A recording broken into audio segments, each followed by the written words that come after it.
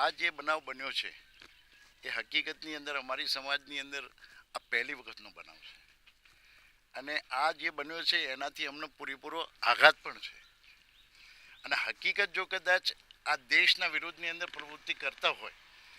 તો સમાજ પણ એવું કહે છે, અમે પણ એવું કહીએ છીએ કે સજા થવી જોઈએ. પણ મારી બાજુમાં રહેતા હોય ત્યારે હું એટલું કહી શકું છું, જન્મ અહીંયો થયો પણ કોઈ દિવસે મેં આ છોકરાને જે છે ને એવી પ્રવૃત્તિ કરતા મેં જોયો નથી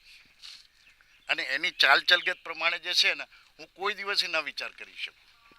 અને આ જે આ બનાવ બન્યો આ દીકરાની બાબતમાં હું પોતે આઘાતમાં છું, કારણ કે મારા પડોશમાં રહે છે, એક દીવાર છે,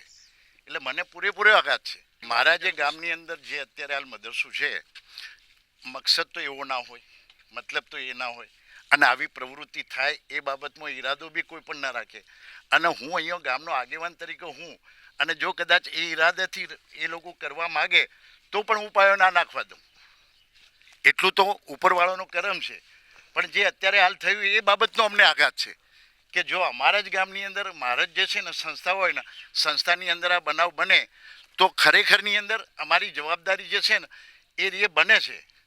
અને એ જવાબદારીમાં અમે થોડા નિષ્ફળ પણ કહેવાય. અમે અત્યારે હાલ એના ઉપર જ જે છે ને વિચાર કરી રહ્યા છીએ કે ભાઈ આપણા જો કદાચ આપણા અહીંયા સંસ્થાની અંદર આ થતું હોય તો હકીકતની અંદર આપણું આ ગામ આજ દિવસ સુધી અહીંયા રેકોર્ડ બોલે છે પોલીસ સ્ટેશનમાં કે આપણી સરકારની અંદર કે કોઈ દિવસે આવું દરેક સમાજના લોકો રહે છે અહીંયા અને આ બાબત કોઈ દિવસે બની નથી. જો કદાચ આપણું આ જે સંસ્થા બદનામ થતી હોય તો આપણે આના માટે જે છે ને પગલાં લેવા પડશે. જો અત્યારે આટલા સુધી થયું છે તો આપણે એમને ખોટા ના માની શકીએ. ખોટા તો આ જે અત્યારે પકડાયા છે એ લોકો જે છે ને એ ખોટા છે.